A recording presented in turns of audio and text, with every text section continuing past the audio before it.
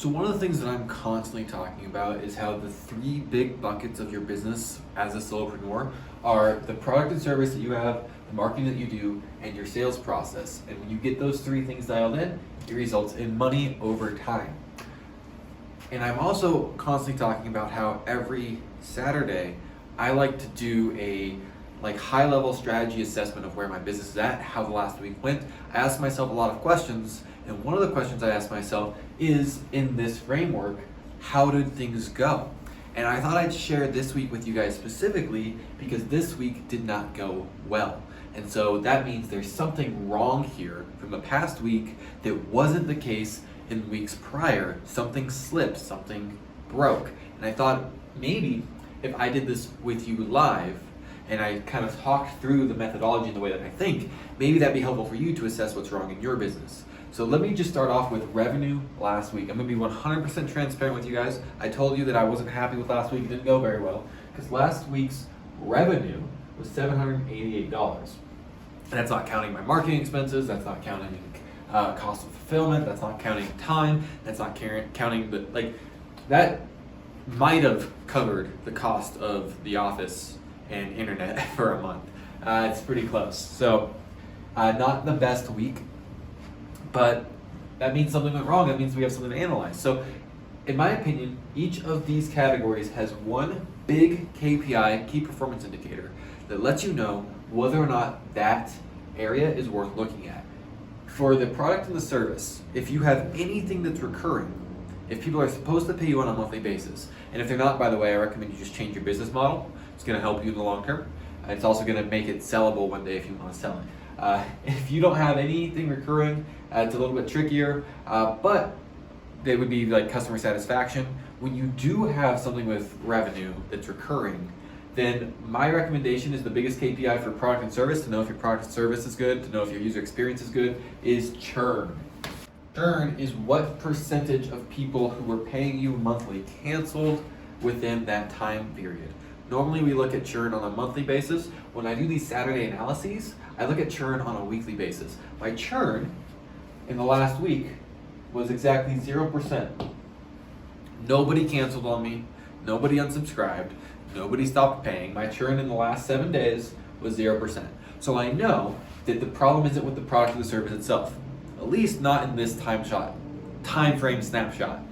Okay, marketing KPI, as far as I'm concerned, the most important KPI in marketing is number of new leads. Number of leads.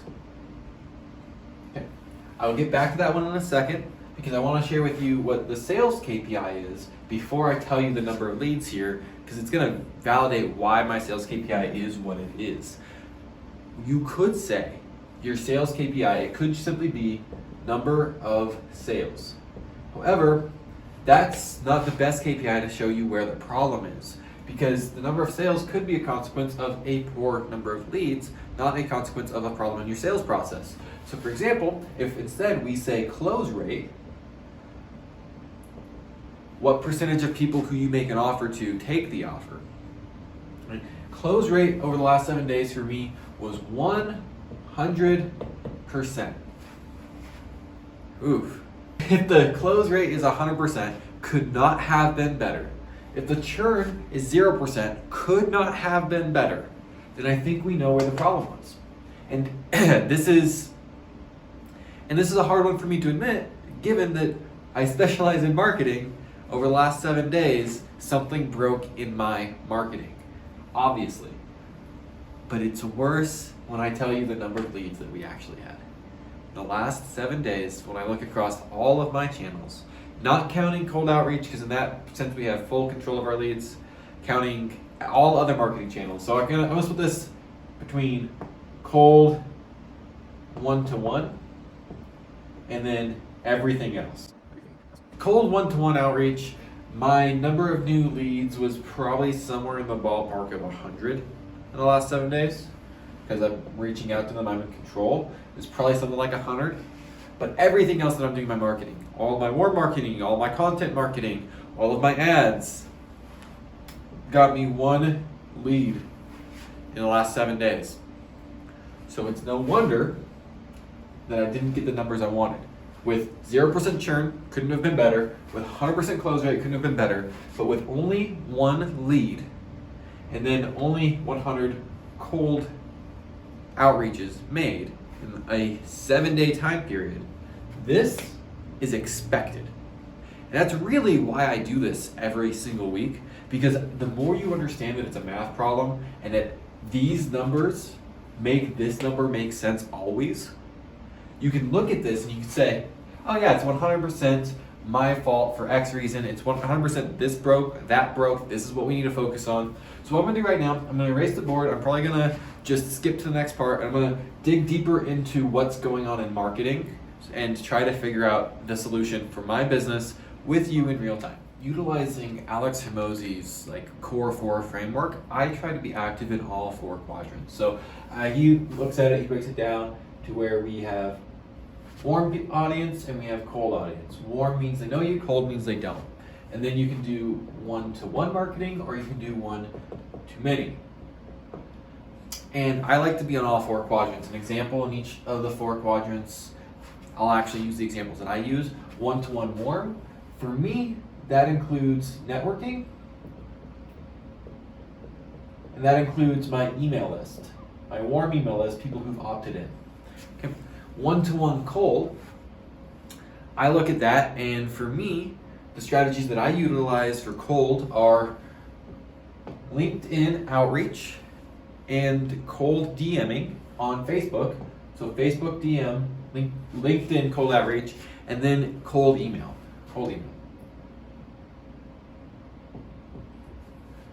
One-to-many warm, that's content. For me, I am on Facebook posting regularly, and I am on YouTube, and I have shorts, and I have a podcast.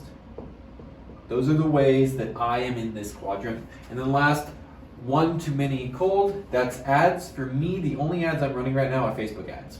So each of these metrics, these are not, by the way, an exhaustive list of what to do in every category. These are just the things that I do in every category. So each of these areas has its own KPI. So I'm gonna use my cheat sheet really quick. I'm gonna fast forward through this time. I'm gonna write down the KPIs, and then I'm gonna write down the goals that I have for those KPIs in each category.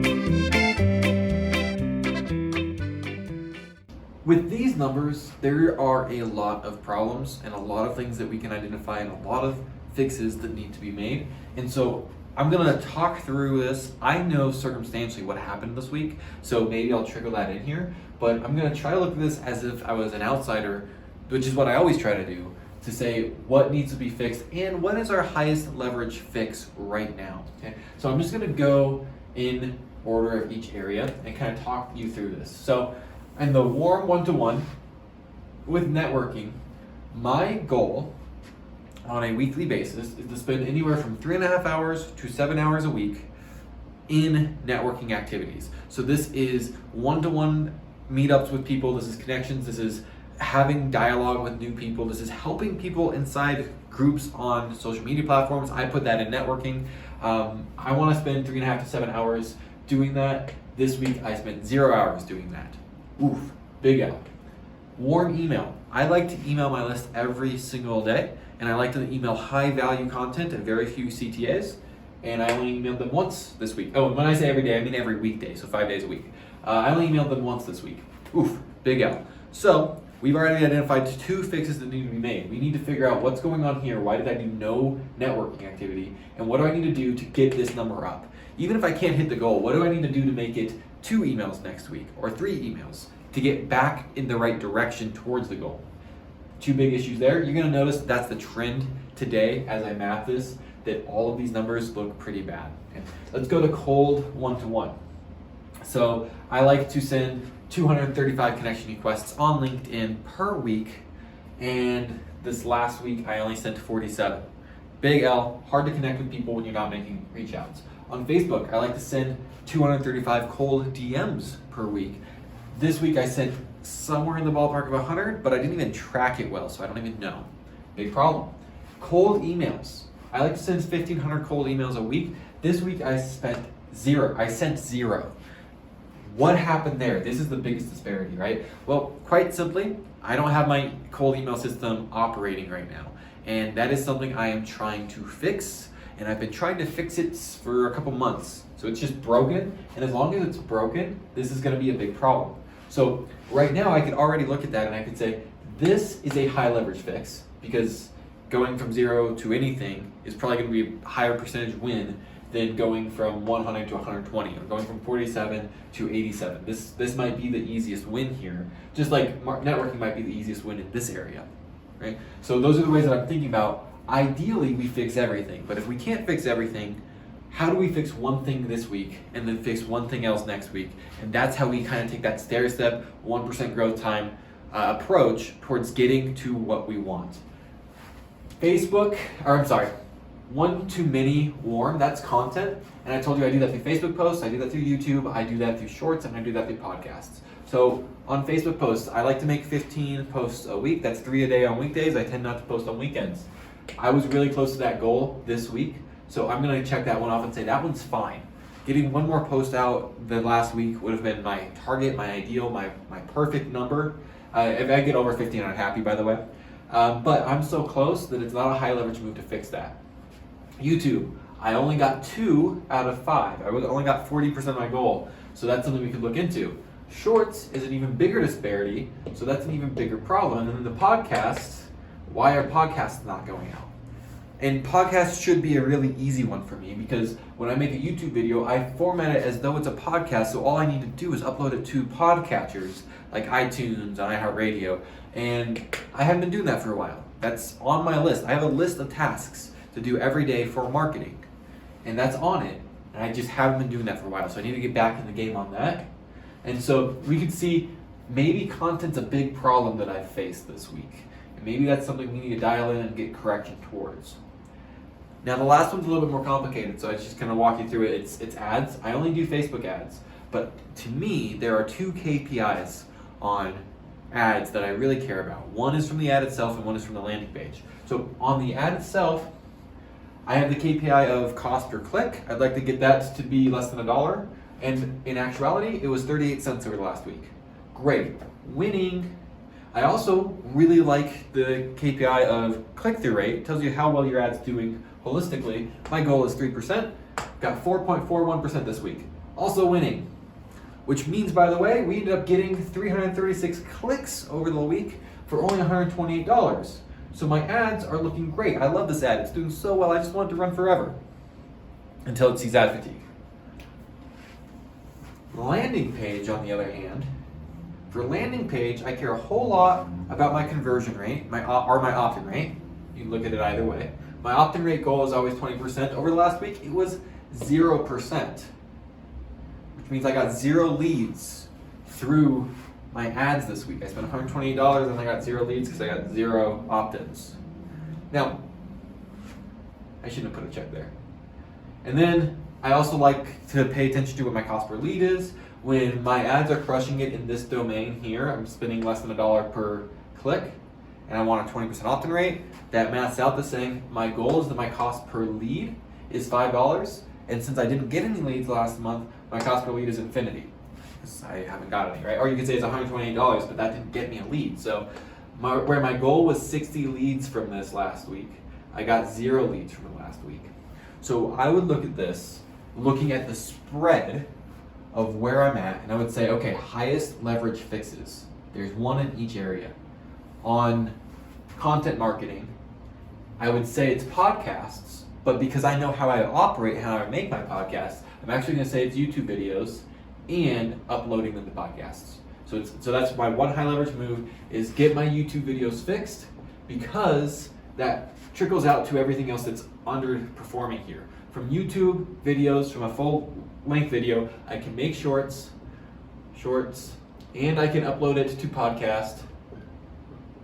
So if I can fix this and do what I'm supposed to do with it, that's my biggest high leverage move towards fixing this area. On this guy, my biggest high leverage move is going to be fixing why am I not networking the way that I know I'm supposed to. And then my second move obviously would still be try to email twice this week. If I could get this up a little bit, that's actually 100% growth. That might be pretty good.